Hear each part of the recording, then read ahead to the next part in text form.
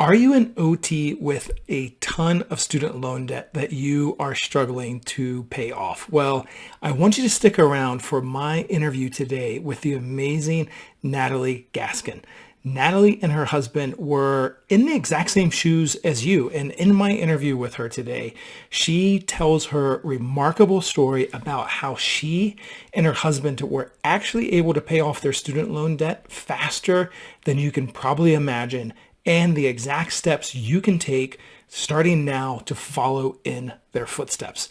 And now, guess what? They're able to live a life with a lot less financial stress and make choices that are aligned with their values. So let me introduce my guest today. Natalie Gaskin is a doctor of occupational therapy, and she is a graduate of MGH Institute of Health Professionals living in the beautiful rural Northwest Pennsylvania. And she has been practicing OT for 6 years, primarily with older adults in home health and SNF settings. However, she has recently fallen in love with women's health, particularly the pre and postnatal space, and is currently transitioning towards pelvic floor therapy. She is currently completing the Restore Your Core teacher training certification with the amazing Lauren Ohan, and also hopes to actually open up her own private pay pelvic floor practice later this year. Natalie is in the trenches of young motherhood with 3 children, ages 5, 3, and 1. She loves gardening, grows most of her own flowers and vegetables from seed, working out, reading, playing the piano, baking, all things chocolate, and wishes that she had more time keeping up with her German and learning to paint. Natalie, I am so incredibly thrilled that you're here talking with me today. And just to give a little bit of backstory. So, a lot of people know personal finance is like a passion project of mine. And I'd done this IG post where I talked about the level of OT student debt and how it's really an emergency that, people need to take care of and not live with. And you had a comment in that post that really connected us. And you had shared that you and your husband had a large amount of OT school debt, but it paid it off very quickly. Would you tell everybody the level of OT school debt that you had and how quickly you were able to pay it off? Yes, at our highest, we had $103,000 in debt, and that was all student loans. And Yep. then we paid it off in 3 years. In 3 years, $103,000. That is absolutely amazing and mind-blowing to hear it. And, And I'm sure there and has crazy. it's crazy, right? And there has to be like a story about how you were able to actually do that. So could you share how did you pay off $103,000 in student loan debt in 3 years? Yeah, absolutely. So I was talking about this with my husband yesterday, and I kind of we were talking about the process of it. And I think, so just the quick and dirty, basically, we had to have a mindset shift first in our own personal finance life. And that happened right before graduate school, where we got on a budget. I know that's like the dreaded word, Yep. budget. But we discovered that there's freedom in budgeting. There's freedom in that you're suddenly not living paycheck to paycheck. Well, not suddenly, but through a process, you're not living paycheck to paycheck anymore. Yep. And you have a little bit more flexibility. So we liked that feeling, and we knew we were going into and getting all this debt, but we decided to have a very strict budget and try to take out as few loans as possible. So we budgeted, we had this mindset shift. Yep. And then we just cut our expenses as much as we could. And then over time, we were able to gradually increase our income. And we just threw the difference at our student loans. And we ended up moving in with my in-laws for a Yeah. couple of years as well. So I can kind of go into like more depth, but that was basically it Basically. was the gap between our income and our expenses was what we threw at student Yeah. loans. And did you have any mentors or family members who had also quickly paid off debt to think that this was something that you could actually achieve in as short of a period of time as you did? Like, what gave you that confidence to even go, you know what, this is something that we can do if we really buckle down? Did you have any Yeah. examples or? My parents were not very good with money growing up, and I saw the stress that it added to their marriage Yeah. and their lives, really, as always living paycheck to paycheck. But my grandparents were the opposite. My grandparents, they owned rental properties, and they always had a lot more flexibility finance wise. And so I kind of my grandma got me into studying personal finance, and I started listening to podcasts, reading books, and I stumbled on the financial independence community and kind of geeked out on that, like listened to all kinds of podcasts. And I heard other people that were doing it, that were doing the same thing on teacher salaries, on nurses salaries, and then on high incomes as well. And I just thought, that's possible for them. Like, we can do this. Right. Yeah, absolutely. You totally can. And I think the budgeting is incredibly key, and the really relentlessly cutting expenses. And it sounds like maybe one of the really big expenses that you were able to cut down was on either mortgage or rent by moving in temporarily with, I think you said, your in-laws. So Mm-hmm. what was that? What Yeah. was that like? What was did you have an aha moment where it was like, if we do this for a short period of time, we're gonna set ourselves up even better? Because it's Yeah. you're adults, right? Moving back in with with in-laws is not something that you hear about a lot, but it really accelerated your path to paying off your student loan debt. So what Right. was that moment where you and your husband said, this is the way to do it? So I went to graduate school in Boston, and that's a very expensive city. Yeah. And we lived an hour north of a commute of Boston, and we paid $1,400 a month on rent Right. alone. Yeah. And my son was born my last semester of graduate school. And for daycare, we were paying $130 a day for daycare. $130 a day. Yes. Yeah. Wow. My husband's a computer programmer, but when we moved there, when we moved to Boston, we moved from Utah, and so they offered him $60,000, which for a programmer was way underpaid. So Right. we were living off of 60,000 and my student loans, just trying to make ends meet. And Yeah. we relentlessly cut expenses, but there comes a point, especially with a kid, that you can't cut any more expenses. Right. We allocated $5 to $10 a month of personal spending money for ourselves, Yeah. and we went on one date a month, and that was to, like, we would spend like $30 at a restaurant, like a decent restaurant, but not like Yeah. fantastic in Boston. Um, Okay, I hate interrupting, but this is actually super important. Getting out of OT student loan debt is possible, and earning more money as an OT is also possible. But it is so easy to be held back by our own money beliefs and the stories that we end up telling ourselves about money. And the problem is that often these money beliefs are subconscious. We literally don't even know that we have them, and that our relationship with money and towards money could be something that is holding us back.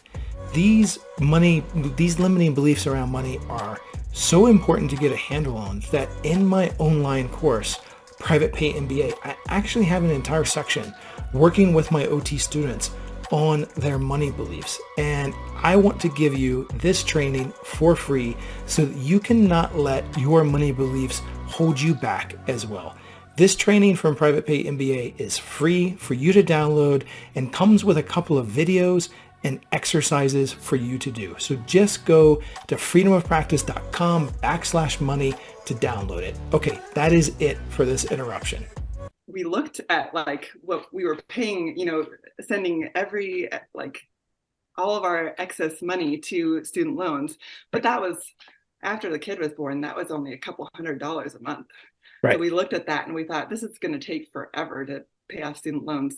And so then we thought, but if we move in with John's parents in this small town, rural Pennsylvania, low cost of living area, like, we could exponentially change that. Yeah. That's So that's kind amazing. of like what triggered the idea. And I love my in-laws. I really lucked out on the in-law camp. Yeah, that's They great. have a big old Victorian house. So we stayed on the third floor. We had a little bit of private space, but Yeah, it definitely is a sacrifice though. It was a yeah, sacrifice because we didn't have that personal space and freedom to do whatever we wanted. right, right. And but I think the great thing about it is, as you said, it's temporary, right? It's something you can do for a short period of time and throw, if you're not able to move your income up and you need to really drastically cut your expenses, being able to throw an extra $2,000 a month that you would have been paying in rent to your student loans allows you to really accelerate quite quickly paying that off. And then you're saving money on the long run by not having the really high interest rates that you're paying on your student loans. Right. Exactly. Yeah. Yeah. And we cut down on commute time. My husband was able to work from home. So Yeah. instead of having to commute 2 hours a day, Right. and I mean, I still had to drive to work, but it wasn't as bad as both of us having to drive and or ride public transportation. Yeah. We saved on time and money. Yeah, exactly. And just looking at it as really critical for all of the places that you can cut it out. It's amazing. My wife and I, we paid off our student loans pretty quickly as well. And one of the ways we did it was we had actually gone on a date night. My parents had come up and were taking care of our two kids. And we went and we stayed at a hotel. We were living in New York City at the time. And we were looking around the next morning, the hotel room, and we were looking at the space. And our kids, I think, were maybe 2.5 years old and 6 months old. And we were looking at it and we said, this hotel room, it was a little bit of a larger hotel room, really has everything that we need from a space perspective. Like, why do we have a two-bedroom apartment in Manhattan right now in a more expensive neighborhood where also childcare was more expensive and everything? And we looked at it and we said, what if we just move into a one bedroom in a cheaper part of town? And it was just, we had this like insight of, our kids don't need that much space right now. They're with us all the time anyways. They don't need a lot of theirs. And so we moved with two kids into a one bedroom apartment in the Lower East Side / Chinatown. And we saved on rent. Our rent basically decreased by 50%. We saved on childcare. Our childcare decreased by about 50% as well. And we took all of that extra money and just threw it at the student loans. And it wasn't the best apartment, it wasn't like fantastic, didn't have any amenities, but we looked at it kind of like you and your husband of, we could do this for 2 or 3 years and come away at the end of it without more than $1,000 a month in student loan payments. And that sacrifice to do it for that temporary period of time, which I think a lot of people I talk to get stuck thinking that that temporary period of time is going to be forever. And they don't realize what's on the other end of it. So um, Yeah, I know a lot of people like love living in the big city, having so many things to do, and they can't imagine living in like a small town. right, But it doesn't have to be permanent. It can just be exactly. short term. If you love the big city and you want to go back, we happen to end up deciding that we love small town rural life. So Yeah, we stayed here. We bought a house here. that's But great. but if that's not something that you love, like you can always move back to the city. Yes, That's the great thing about paying off student loans, is that gives you so much more flexibility and freedom to do whatever you value and what brings right. meaning to your life. Absolutely. How long would you say it took before you and your husband really started to see the that the sacrifice was starting to pay off? Like, when did you Yeah. start to see the light at the end of the tunnel? My husband and we were talking about that last night, and we had different answers. He was telling me that he felt like he started seeing it right away, because one of the things that we did when we were taking out student loans, we didn't take out they would give us a disbursement, Yeah. and we would pay for whatever we had to, and then we would give back any extra. And Ah, a lot of times that was only like $100 or whatever, but sure. at least then we weren't taking out the maximum loans. Some people that I know, like they use that little bit of extra money to go out to eat or to go on Yeah. a trip, or Yeah. we didn't do that though. We were stingy. So anyway, so he said that he started seeing the progress right away. And because we would see, like on our budgeting app, it has like a net worth chart. And Yes. we would get a disbursement. So our net worth would be, here, and then it would drop. Yeah. And then it would slowly start coming up just a little bit. And then we'd get the next disbursement and it would drop again. Yeah. And but then it would start coming up again. So we could like watch that visually see that even just a little bit of extra that we were able to throw at it during school made a Right. difference. So Was then when we making an came out of impact. school, Yeah. exactly. So then when I came out of school and got a job, and my husband was able to get a pay increase right before we moved, and then we started seeing a bigger change. So, but I don't know. I still felt like it was very slow going, and it still felt like it was going to take so long at that point to me. Yeah.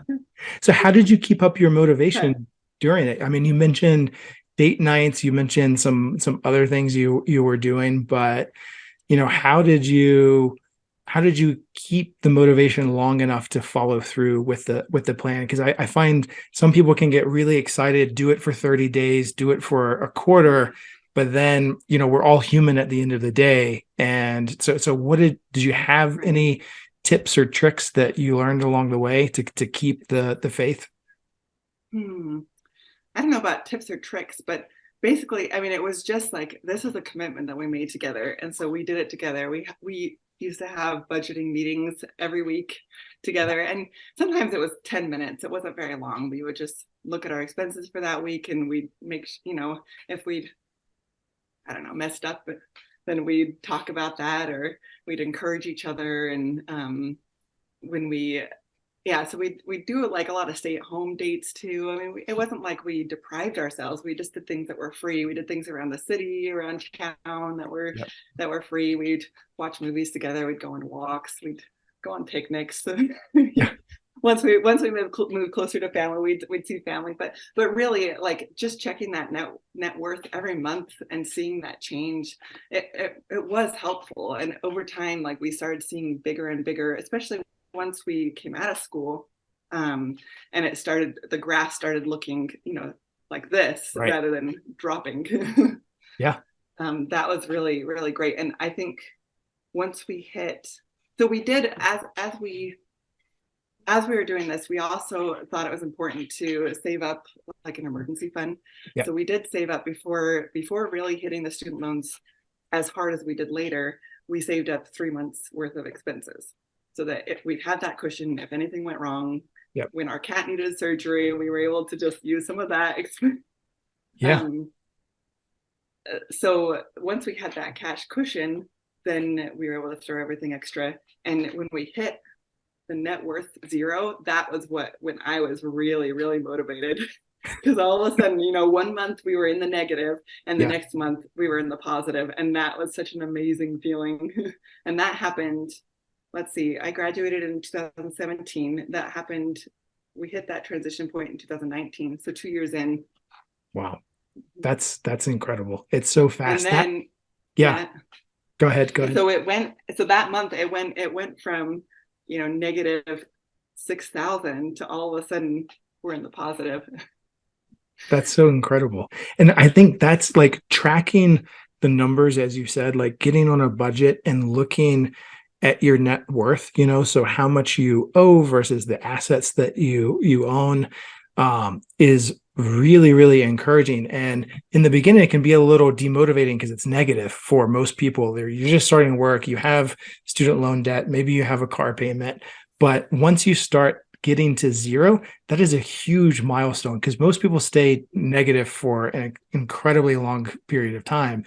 And then once you start seeing each month it goes from 0 to 5,000 to 9,000, and it really starts to accumulate quite quickly. That's amazing. Yeah, and that's when it really accelerates too. Once you hit that net positive, all of a sudden it feels like the progress just like sped up. It felt like at the very beginning it was slow and steady, but slow, and then it just gets faster and faster and faster.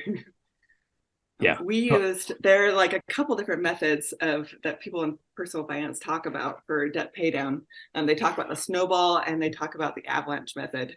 mhm. And so the snowball is basically you start with your smallest loans, you pay those off first, because then you can get those quick wins and get motivated a little bit sooner. Yes. And then you go to your bigger and bigger ones.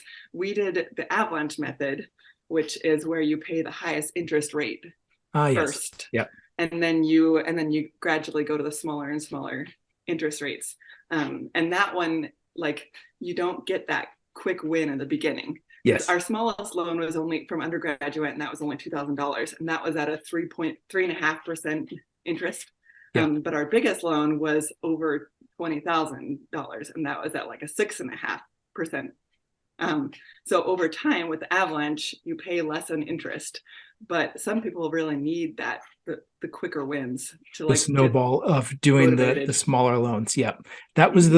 the method that Lindsay and I used to pay off our student loans. And, we would log into the portal and we would have, 9 different student loans, with different Yeah. IDs and everything. And it was so fulfilling for us to log on that next month and be like, oh, we only have 8. Oh, we only have 7, Yeah. and Mm-hmm. just seeing that visually, either through that way or the interest rate that you're paying is really, really motivating to keep with it. Yeah. Definitely. Yeah. Because that was, again, like with the Avalanche method, um, paying off that first loan took forever. Right. It felt Yeah. like, I mean, Yeah. in retrospect, it didn't take that long because we paid it off in 3 years. But Right. at the time, it felt like it took forever to pay that first loan off. But then it started going faster and faster. And then Yes. all of a sudden, like at the end, when we had the smaller loans, those ones got paid off very quickly. Yeah. Yeah. So I'm curious because we live in a culture where debt's very normal. A lot of people have debt, and a lot of people don't view debt as an emergency. It's just a natural part of life. They have credit cards, they have student loans, they borrow money to buy their car, they have mortgage payments. So in your social circle, what was kind of I guess where I'm going is a lot of people a just think that it's natural to always have the debt, and then b can feel a little bit out of place in their social circle to be the one person prioritizing paying off the debt. How was the response from your family and your social circle? Were they cheering you on, or were they going, oh wow, that's a little strange, why are you making those sacrifices?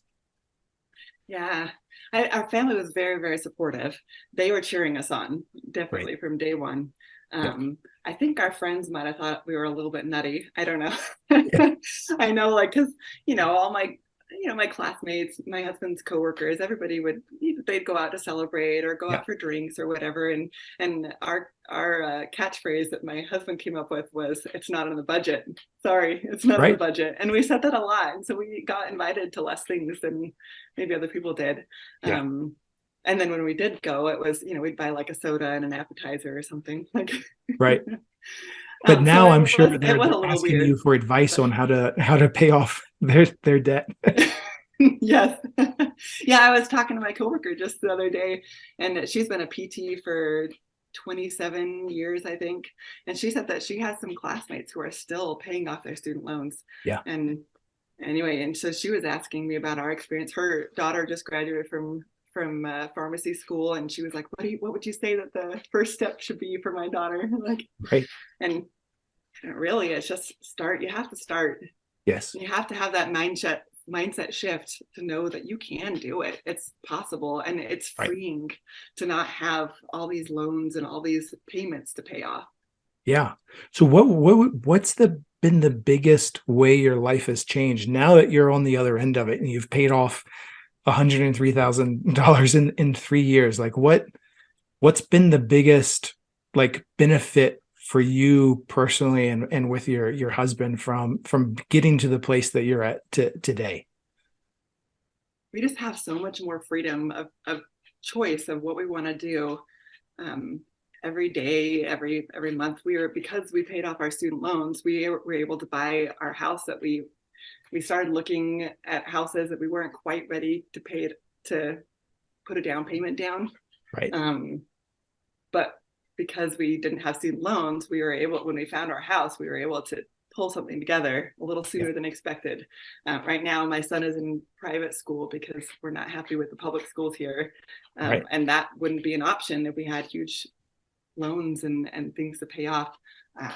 We can, put our kids in activities and things without taking credit card debt, Right. things like that. Like we were able to buy like a minivan when we had our third child without having to finance very much of it. That's amazing. So it just gives you so much freedom to do what you want to. I know your name is freedom of practice, and that's what not having debt does for you, is being able to choose where your money goes rather than being dictated by your obligations. Right. And not feeling stuck and hemmed in, and feeling like you do have options, because at the end of the day, it's like when you have this overwhelming amount of debt, it's very hard to change a job if you want to, if you're in a bad situation, or it would be very hard to move cities. So having that, I think we all want autonomy of decisions at the end of the day. Like you want, I don't want to put words in your mouth, but we want to be able to talk with our spouse or our partners about the things that are really important to us, and be able to make those decisions without having to worry about debt that we took out 15 years ago that still needs to be paid. Right? Exactly. Yeah. Yeah. For a couple of years, my husband was in a job that the years that we were paying off student loans, he was in a job where he just kind of hated. Yeah. He didn't like his supervisor, and he felt very stuck there. Right. Because we were trying to pay off student loans and we had all this debt. But now we're at a point where we have a bigger emergency fund. We don't have our only debt is our mortgage. Right. And so if he was in a situation like that again, he could walk and look for another job and be fine. And if he was unemployed for a couple of months while he was looking, you would still be okay, because you've set up your life to give you the maximum amount of flexibility. So that's absolutely amazing. Yeah. Yeah. If I go back in time a little bit, back to when we first got married in 2013, right before starting like a year before starting graduate school, we were living paycheck to paycheck. Actually, back a little bit further than that, when we were engaged, he had, we were in undergraduate still. My husband had a pretty sweet undergraduate job making $30,000 a year. Oh, that's great. It was great. And then he lost it. He got laid off along with his whole team. So he had saved. He's a natural saver. I am not. I like to spend. But luckily he had a big savings cushion, which he lived off of for 5 months of unemployment while he looked for jobs and trying to do school and finish his senior year. And I made $600 a month, and we decided not to delay our wedding. So when we got married, I made $600 a month. Our rent was $750 a month, and he started a job like 2 weeks before we got married. He was literally down to his last 10 cents, his last dime. And for the first month, we lived off of money that people gave us for our wedding. Wow. And then his friend introduced us to a budgeting software, which I don't want to sound like an advertisement, but we love this software. It's called You Need a Budget. Why not? Yeah, it's great. And that they have like a whole budgeting philosophy that changed our mind about money. And all of a sudden, we were actually knowing where we were spending our money and knowing what our actual goals were and what we wanted to do with our money and what we want to do with our life. And I think I came into the marriage with like a couple $1,000s in credit card debt, which is the first time I'd ever been in credit card debt. I was so embarrassed about it. I told him like a couple days after we got married, I was like, I have something to confess to you. I was so embarrassed about it. But we paid that off quickly using YNAB. And then we realized that it gave us that was the first time in our lives that we weren't living paycheck to paycheck. And all of a sudden we had flexibility. And then that set us up for the whole mindset shift of going into grad school. Yes. Not having as much debt as we could have and then paying it off quickly. I think budgeting gets a bad rap because I mean, there's not a lot of people who love to budget, but there are a lot of people who love to spend. And what my experience with us doing budgeting and everything is it actually is not restrictive. We don't feel restricted by our budget. We feel free from our budget because we get to really prioritize where we're spending. And when you don't have a budget or you're not reviewing your finances, it's easy for money to slip out here and there. And when you reflect at the end of the month, you're like, you want to get really intentional, like, was it really worth $300 to the value, my quality of life to spend that money on that? Or would it have been better to put it into something else? And for me, like the budgeting really comes into like living intentionally for the things that are really super important to you versus just letting things, go as they will. Do you find a similar experience with budgeting? Exactly. Yeah, that's what we found is that we rather than just looking at the last month and saying, where did all that money go that we that we earned? Yeah, All of a sudden you're able to prioritize and you don't spend on things that you don't really care about that right. just happen to be there, but you do spend on things that you do care about. Yes. So I know like a lot of times when people talk about budgeting, they think like, well, I don't want to stop going to the coffee shop every morning because I love the coffee shop and I go and, you Yeah. know, like you see like older people sometimes going and sitting every day with their friends. And a lot of people get meaning out of that. Yeah. Other people don't really care about that. And they could say, I could just make my coffee at home and save that money. So like the nice thing about the budget is that you can decide what your priorities are. And Exactly. honestly, budgeting was the best thing for our marriage that we could have ever done, especially early on, because we were talking about our priorities. We were looking at it and saying, like, what do we want out of life and how are we going to get there? And how can we prioritize that in our budget so that we do meet our goals? So that now when I'm trying to shift into pelvic floor therapy, I can take all the continuing education courses that I want. And Yeah. And not be stressed financially because of it. That is absolutely amazing. I mean, you have been so incredibly generous with your time, and I know other OTs are going to find so much value in your words of wisdom and the approach that you and your husband have taken to pay off student loan debt and really feel like this is achievable and possible for them, that they don't have to live paycheck to paycheck, that there is light at the end of the tunnel if they make some changes now. Is there any last words you'd like to share with other OTs who are also feeling the weight of student loans and how to get started on this path? yeah, I think just don't get discouraged. Just start wherever you're at. It doesn't matter if you make 50,000 a year or if you make 170,000 a year and have tons of debt. Look at where your money is going. Start a budget, even if it's a simple spreadsheet or if it's any of the. There's lots of good budgeting software out there, and then get rid of like your consumer debt first, your credit card debt first, and then just put a little bit of extra into your student loans. You can go onto the student loan websites and you can look at and see, most of them have calculators where you can see what happens if I put an extra $100 or $200 a month into my Yep. student loans. Like you can see like the interest that you would have paid that you save, and you can also see how many years or months that it cuts off of Yep. your payment plan. And I think that can be really, really motivating as well.